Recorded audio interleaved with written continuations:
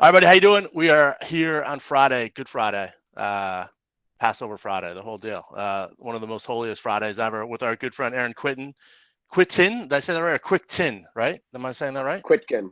Yeah, it's Kwittken, pretty phonetic-ish, but everybody always struggles, It means little Kwittken. flower in Ukraine, actually. Kvitki, Does it really? little flower. Yeah. I love it. All right, perfect. I will remember that. I apologize for butchering your name. Kwittken. Here we go.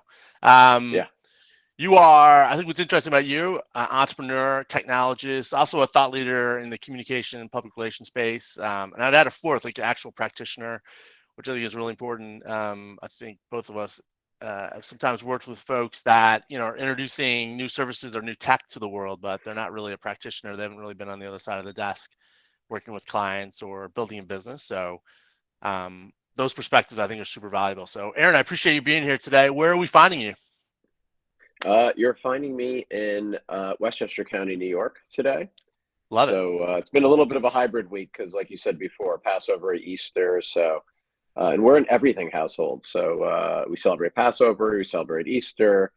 I love this time of year. It's just awesome. It's a reminder to be grateful, especially for our freedom and freedom to build and create things. Right? How's that for a segue? No, I love the segue. You're right. It's spot on. Spring is happening. We got opening season baseball. We got the Masters. Trees are coming into bloom. So yeah, it's a spiritual time. It's a good time to see what's happening. And yeah, the world has gotten very serious, very real recently, more so than I think in the last 20 years of my life. And obviously what's happening in Europe, and it's very disturbing. So you're right. We should be grateful for the opportunity that we can, have life, liberty, and the pursuit of happiness, and go out there and build businesses and make stuff happen. So great segue. So let's talk about it. I want to talk about your current project, but I don't know if you want to delve back in some of your other entrepreneurial ventures and kind of.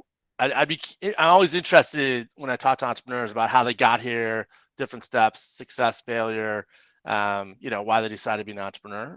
It's probably one of the more interesting ways to go through life. So I don't know if you want to chat about that.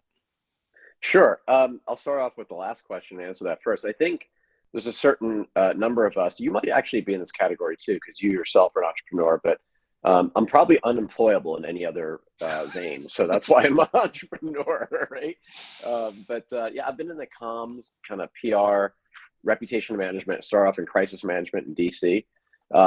Went to GW, still very active with GW, very proud of my affiliation with that great university. And I've been doing this for a little bit more than 3 decades. Wow. And I think it was interesting because I started off in crisis and issues management. So I had to first learn how to get a reporter not interested in a story, especially one that was sensitive, right? Or talk to them in a way and negotiate with them in a way that I could present facts to, at worst, the end result is a balanced, story, or as objective as possible. So all parties and counterparties are treated fairly and equally. Not perfect, but that's kind of where I started. Worked for a lot of big agencies. And then let's see, in the early 2000s, 2005, I'd been CEO of an agency called Havas, and I was running their PR operation, and there are 5 or 6 offices in North America. And at the end of the day, they were great people, but they were very focused on advertising. They didn't really want to give us investment dollars to scale the way we needed to. And of course, the internet had taken hold. Social media was just starting to poke its head. There was a little bit of a battle between ad agencies and PR agencies who's going to own social. And right. I decided, you know what, I'm going to go out on my own. So I took a second mortgage on my house. My wife, who will be married 25 years this year, was either, confident or stupid enough, or both in me, that we could make this work. And I said to her, I'm like, what's the worst thing that could happen? We already are in debt, so we're just going to take on a little bit more debt. I had a 4-year-old and a 1-year-old at the time. Now they're, 22 and almost 19. And I decided to go for it. I'm very grateful. I had a couple of clients who decided to take the leap with me, and a couple of incredible co-founders. I serve as chair of that agency today. It's called Kwittken. Now it's called KWT Global. Sold it in 2010 to a company called MDC Partners with an M, publicly traded advertising holding company. On the smaller side, but always kind of challenging conventional wisdom, very much a challenger type mindset. That agency was then merged with Mark Penn's agency, or holding company called Stagwell just a few years ago. Mark came in 2019 originally, and that was a seminal moment. You know, we all have like seminal moments in our careers. And I think about my mentors like Joe Gleason and Bob Feldman, David Gallagher, but Mark Penn coming in was quite transformative for me because he is a strategist. He's somebody who appreciates data. He was at Microsoft for a number of years. He ran a large agency. He's a pollster. He's somebody who's spent his entire life trying to see around corners using technology. And I pitched him this idea that's now called Prophet. At the time, it was called Project Taylor. So for those of your listeners who like Billions, I know we all love Succession. You know, that's one of my favorite shows. But Billions, there's a character called Taylor. And they are this algorithmic trader who's clairvoyant, sees around corners, challenges norms. I always wanted a Taylor in my agency. When I ran my agency, I couldn't find a Taylor. So I'm like, how can I build a Taylor? And, you know, ultimately, I decided, and I pitched this concept to Mark, where I believe that why can't we look back at past media coverage to be more predictive about what reporters are going to be interested in terms of a story idea and also assess sentiment? Movie studios and book publishers are doing it to determine future commercial viability of scripts. So why can't we do that? And that's where we started. And that was in 2019, I pitched the idea. 2020, we built the MVP. 2021, we started selling. Here we are in 2023. And prior to that, I've been talking about what's now called generative AI. We were talking about GPT-2 back then. Nobody cared. Nobody cared. You know, I'm selling into an industry, and, you know, God bless my colleagues, right? But they are, we spent, sorry for the dog barking in the background. We spend all our careers like telling everybody else's digital transformation and innovation journeys, yet we don't even look at ourselves and challenge, you know, how we do things. So I set out to do two things at Prophet. The first is, you know, how do I solve for figuring out who's interested in my story idea? And the second is, how do I make my story idea more interesting? So the first is predictive, the second one is generative. And we've been able to use AI to predict reporter interest, but also generate better content to tailor that content to a reporter. And, you know, just for those of your listeners who might not be familiar with our industry, you know, the tools that we have at our disposal right now are just databases. And I'm trying to replace a media database with media targets. Why are we downloading a list of 300 names from a media database that may or may not be up to date? I mean, I wrote for Forbes for 10 years. I stopped in 2021, Mark. I still get pitches. And you can imagine my snarky responses now. I'm just, you know, I'll give them a link to Prophet. Like, if you use Prophet, you know that wasn't the right person. So, you know, there's like a 1% return rate on emails to reporters. Why? Because the pitch is too long. It's not interesting. People think they're more interesting than they really are. You know, and the old spray and pray, as you will, right? I mean, it is. And we live in, like, you know, now our young and mid-level people who are on the front lines of pitching, which is still an art, but I think that we could use data to back that up a little bit. They're just living in like the sea of, you know, despair and rejection. And no wonder why turnover is 25% at agencies. You know, it might be because they hate their boss or their culture sucks, or, you know, they don't like their job, but it's more so because they're probably doing tedious, mundane tasks that don't necessarily give them that same feeling that you get when you make your bed every morning. There's no sense of accomplishment. It's tough. So I'm trying to bring AI to PR people to turn them into what I call communications engineers, to make them more predictive, performative, and productive. The 3 Ps that we have always been in search of, but we haven't been able to grasp as PR people because we're so precious about the art and the relationship, when right now we can support that art with data, and we can build better relationships through smarter, technologies like AI, which I think is the most consequential development in our industry since probably the internet, the iPhone, and maybe social media as a tool to help engage our audiences. Yeah. I apologize. I know that was really long, but thought I'd do a little bit of stage setting. No, I think it's great. I mean, I think for people that aren't familiar with, I think what's interesting about kind of comms and PR is we're kind of seen as this weird, I don't know, I'll say weird, but, you know, we're there, we're present, but we're not, you know, we're I don't know, sometimes we stay to ourselves. So I think it's important for other people that are listening to this, whether they're, you know, running their own businesses, or they're maybe in consumer products, or, you know, maybe they're a lawyer, to kind of understand the communication space. I want to take you back to the journey, and I think if you could talk about, as an entrepreneur, the need for certain things to happen so you can launch a product. I mean, obviously this product wouldn't have been ready in 2001, right? And then you think about I think the iPhone came out in 07, and just how these like incremental steps are needed. Maybe the idea was there, like, hey, there's a better way to do this, but hey, for this to happen, I as an entrepreneur need this skill set, and also the world needs to be in this position. Can you kind of nibble on that just from a macro kind of entrepreneurial mindset? Yeah, no, absolutely. I think it's easier to be an entrepreneur if you have domain expertise in something.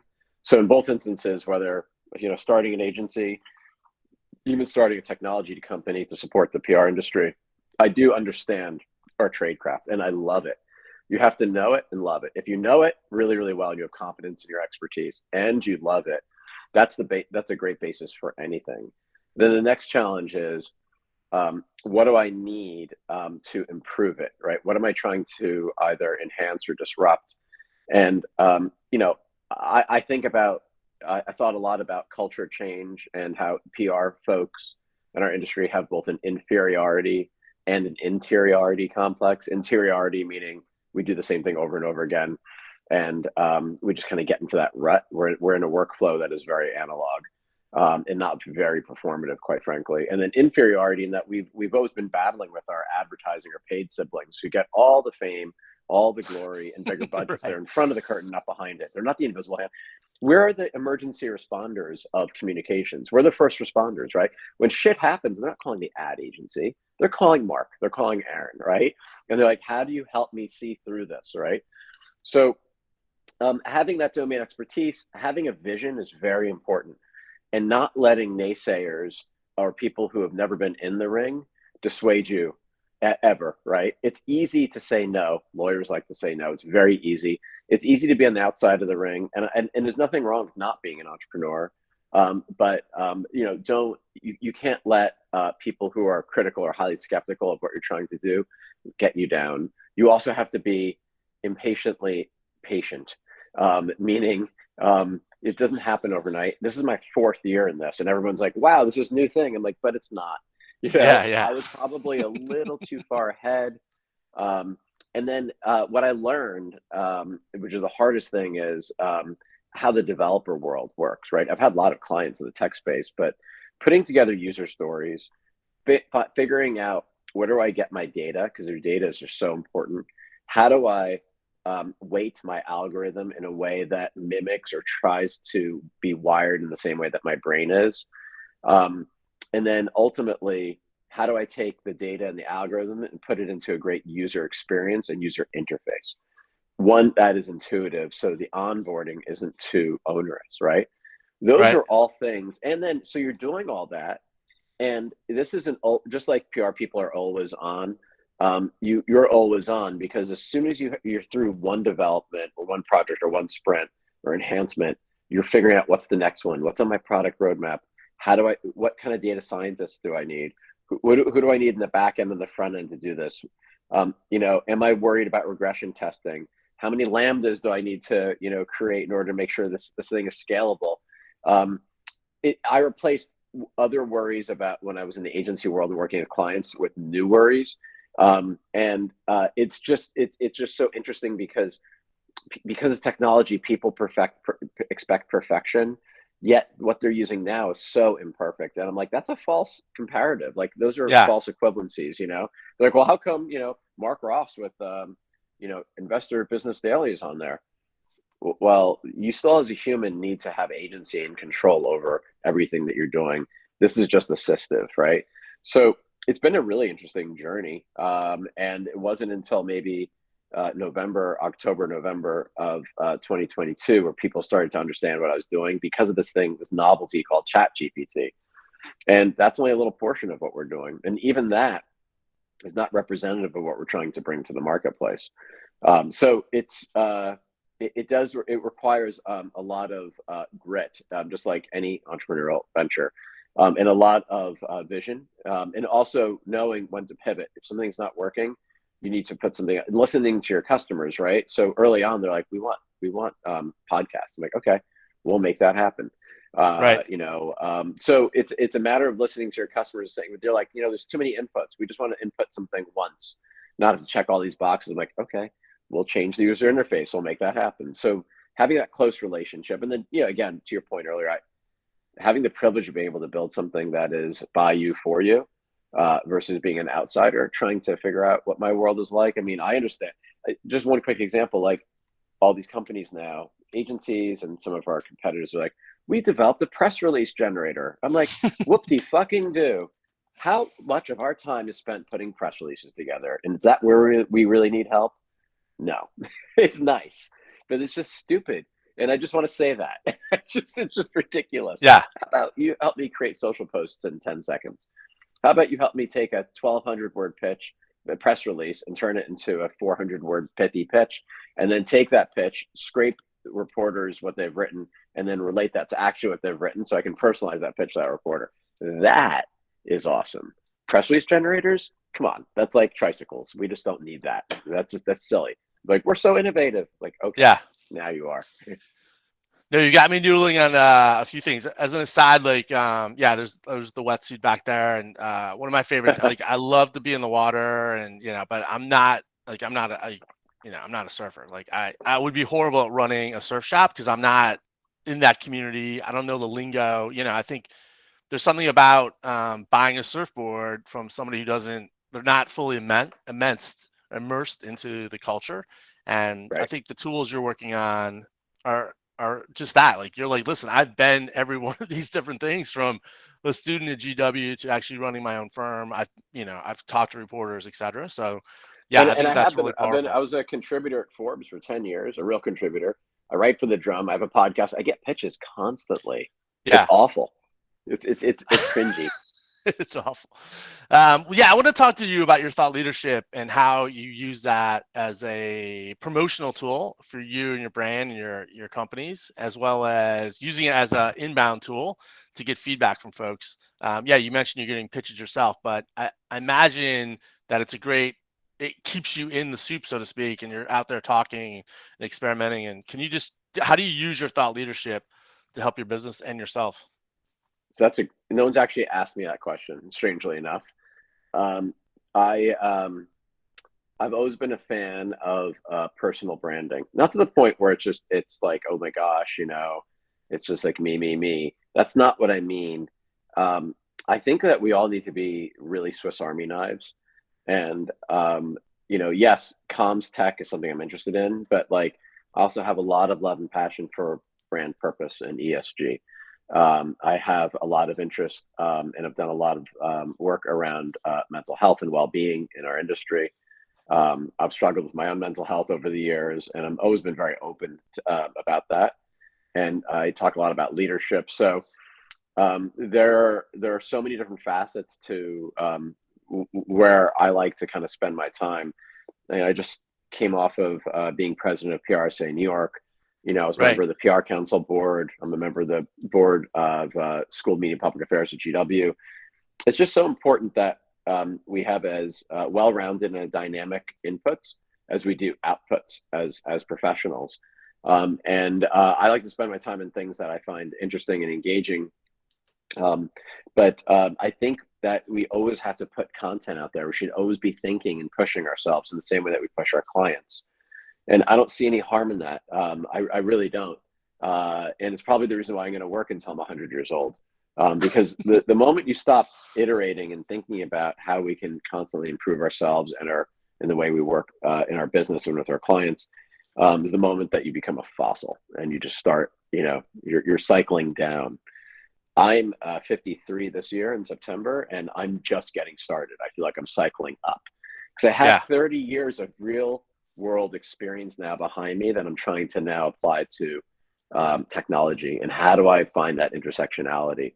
And this is one of the most exciting, outside of, say, social media becoming another tool for us. I think this is one of the most exciting times, most transformative moments in our industry and maybe in our history. No, I think, I turned 52 in a few weeks. So yeah, we're basically, we're the same age. And I just think about, like, when I was in college, I would have to go to a computer lab to get a machine with a black and green screen for 30 minutes to seeing, like, the iPhone and the smartphone revolution. And now what we've got going on with AI, or even even YouTube. I mean, the fact is I can watch a live broadcast of a Norwegian news channel, or Kenya. I mean, it's just the access to information is just so amazing considering, And you've when I got was a teenager. subtitles.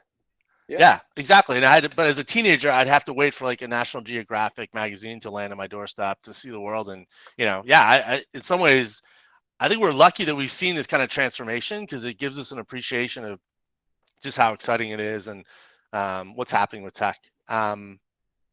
So let's talk about, you've been on the road for the last few weeks chatting. I know you're down in South by Southwest, you're out at USC, go Trojans. And just, I wanted you to chat about the value of kind of getting out there, and I don't want to use the word pitch or sell, but how important it is to get in front of the audience in kind of different formats to talk about, what Prophet is up to, and this idea of both predictive and generative AI, and also competing with, I don't want to say, I don't know if that's the right word, but just like there's such an avalanche now of chat GPT stories, and, Google just launched their new product with Baird. And, I think, I'm certain LinkedIn will have something soon. And some of it is just like, what is happening? I mean, it's just so much noise. Can you just Yeah. talk about that various environment from having these kind of one-on-one panel discussions to just competing in a bigger world of just all this Yeah. AI noise? Yeah.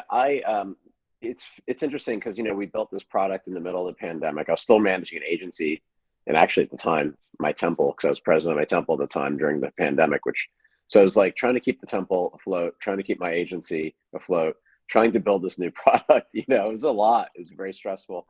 And of course, my family and our own kind of mental health and well-being. And I'm all for, and I've always been for, flexible work. And it used to be where I would get more. I would be able to go home and like get more work done because it was kind of quieter or whatever. Right. I'm happy that we're back. We're back 3 days a week now. And everyone's like, well, it must be easy to sell software when you're in like a COVID environment or a hybrid environment. Like, actually, no, it's not easy. Nothing replaces face to face. We met Mark in DC at an AppGo event where, That we was had great. like, and we had this, closed door discussion about AI and comms. And then after that, yeah, like you said, I was at South by, an event with Axios, and then I was at USC with Annenberg. We did both events at 200 people, 400 people. Having the human face-to-face interaction is not replaceable by a screen at all. And it's how I feel about technology in general. AI is not going to replace us. It's going to make us better, but it should never replace us. I don't believe in the singularity, at least not in my lifetime. But the most powerful and the most potent and the most productive, outcomes always come from being face to face. So I've been on the road a lot. I will say, having spent 30 years in consulting and agency has hardened me. Like, I'm a very good traveler. Like, I got it down. Besides having lots of miles, Yeah. No, there's I something can about, operate. how to approach I can, TSA as a pro.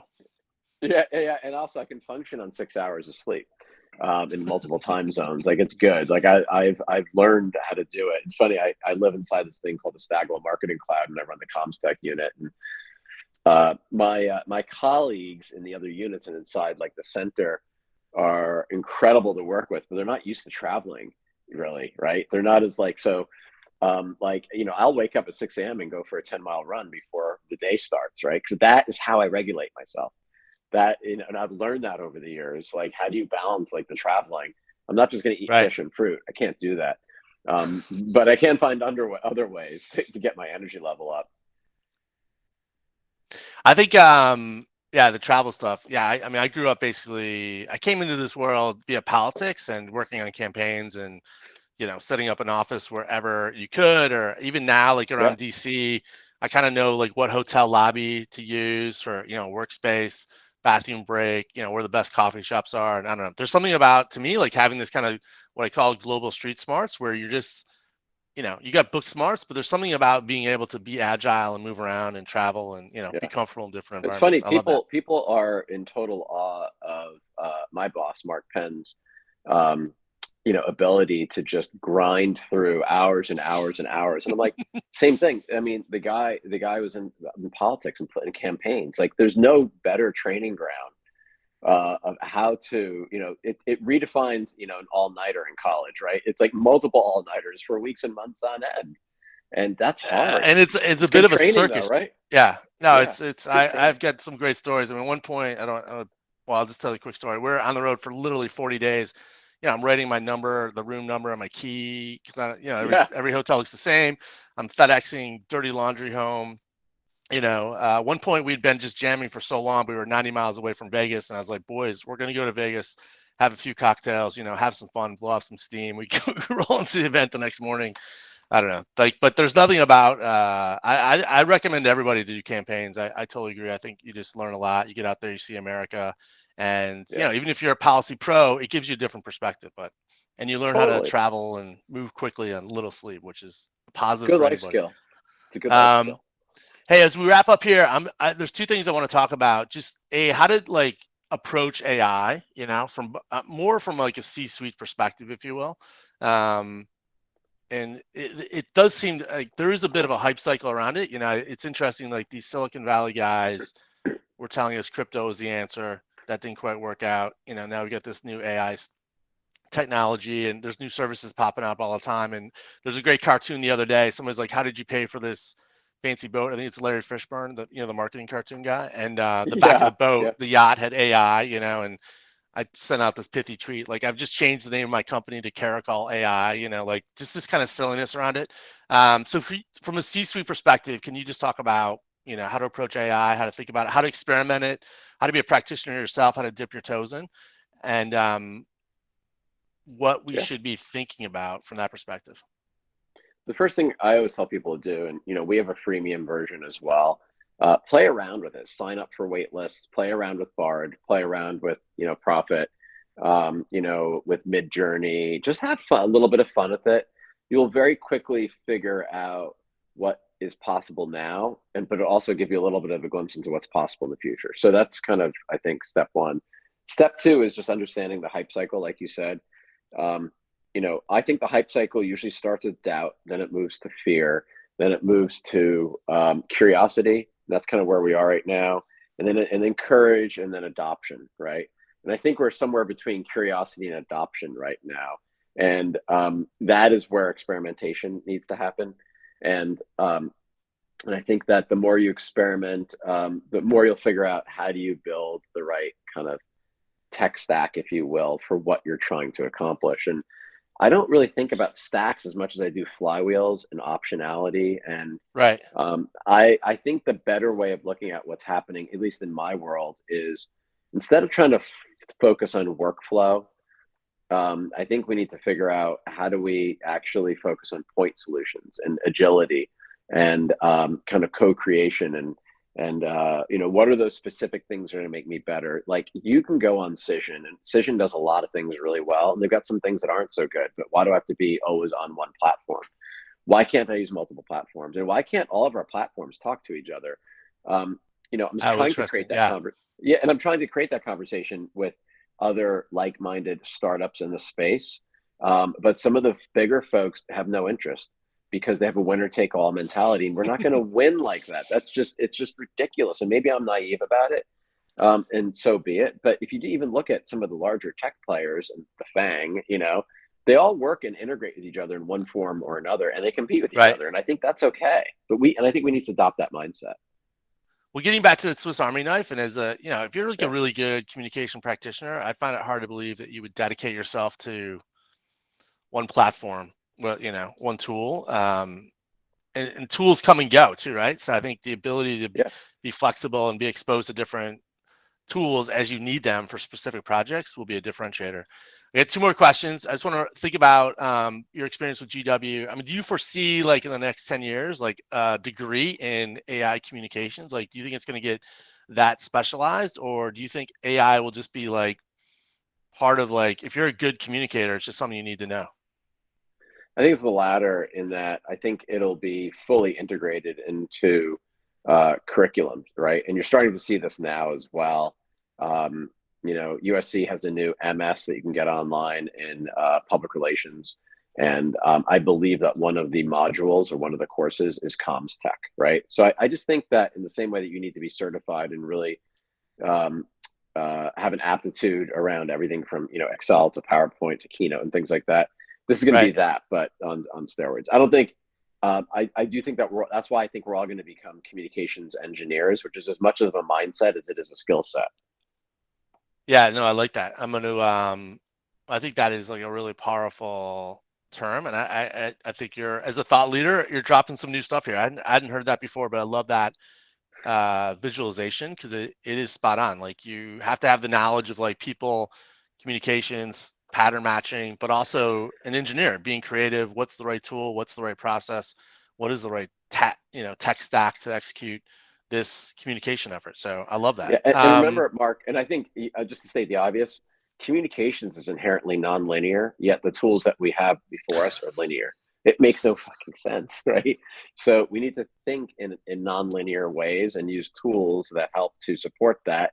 And by the way, nonlinearity is like a great basis for creativity and serendipity and art and ingenuity, things that humans own. Technology is not going to replace.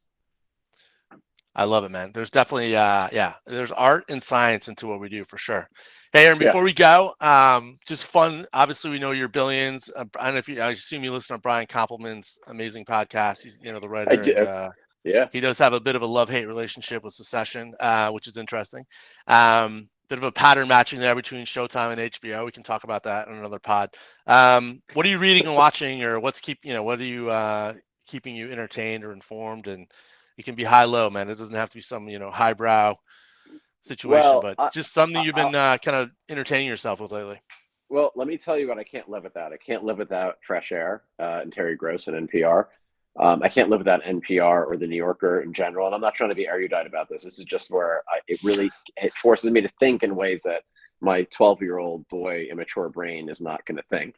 And I love Succession. I love Billions too, but Billions should have ended a few years ago. Succession is just awesome because I like the narrative. And I also like the fact that there's not one person in that cast that you can actually love or be fond of. Yet they're all endearing in a very twisted, weird, pervy kind of way. The one show though that I'm just absolutely like religious about is Bill Maher. I think that Interesting. Yeah. Yeah. What I love about him is he's an equal opportunity kind of criticizer, and some people would say abuser. He's not very left or very right. He's just a very practical guy, and he uses humor in a way that is so disarming. But at the same time, it levels up everybody, and it just questions things. And I just think that is a skill that I've just never, ever seen before. But look, do I like to read People magazine when I'm like, my brain is fried? Sure. I like all that kind of stuff. I'm not watching Love Island though. I'll tell you that. I tell people, listen, man, to be a good communicator, I call it like high-low communications. Yeah, I mean, you should feel comfortable reading the New Yorker, or the Economist, NPR, but it's important to know, like, what's the zeitgeist? Yeah, what is Bill Maher talking about? Or for me, one of the barometers is SNL Weekend Update. If those guys are so joking good. about a topic, it's gone like mainstream, and you got like a serious situation. But it's having those different inputs. No, I think you're spot on. Yeah, that's great. No. I love humor, and I love comedy of discomfort. So, Larry David, anything like that, especially if you're hitting kind of like very touchy, sensitive third rail issues using humor, I think it's important. I think it's really, really important because it creates conversation that might not have been there beforehand, whether you like it or not. No, man, I can't get enough of. I love comedy. I love Larry David. He's an icon, man. He should be in the PRSA Hall of Fame, possibly, right? He should be. I'm not so sure I'm going to make it there either. They say I curse too much, so it's fine. They're always like, all right, right Aaron, before I take a stage, they're like, please, okay, just keep the cursing to a minimum. I'm like, fuck yeah, you got it. Come on. Well, yeah. Speaking of campaigns, it's tough to come out of a political campaign environment and not drop a few F-bombs from here and there. I mean, it's just like breathing. I mean, Yeah. Totally. Sometimes an F-bomb is very clarifying. It tells you exactly what you need to know. Yep. All right, Aaron, thanks for making the time, man. Have a great weekend. This was a lot of fun. And where can people find you on the interwebs? What's your how do you like to connect with folks? I'm a huge fan of LinkedIn. If I had to lose all of my social, I would lose everything but LinkedIn. Cool. But you can reach us on prprophet, prophet .ai. So yes, the island of Anguilla was the great beneficiary of AI or .ai, and we did that in 2019, just for the record. But that's really? the best way to find me. Yeah. Mm-hmm. Nope. Yeah, we've and it's funny because .ai was blocked by every email system you can imagine. Now it's like we're getting through, because it's like, wait, what's .ai, right? So all of the Oh yeah, spam it's filters and not stuff are a catching it. high Yeah. or it's like a fakey. Yeah, that's funny. Yeah. Now it's good. Now we're good, but take some time. 2019, man, humble brag. You're almost like an LL Yeah. Cool J song. I've been here for years. Don't call I'm it a just a comeback. squirrel trying to get a nut. Right. All right, Aaron. Thanks a lot, buddy. Have a good Thank you. Thanks for having me weekend. on. You too.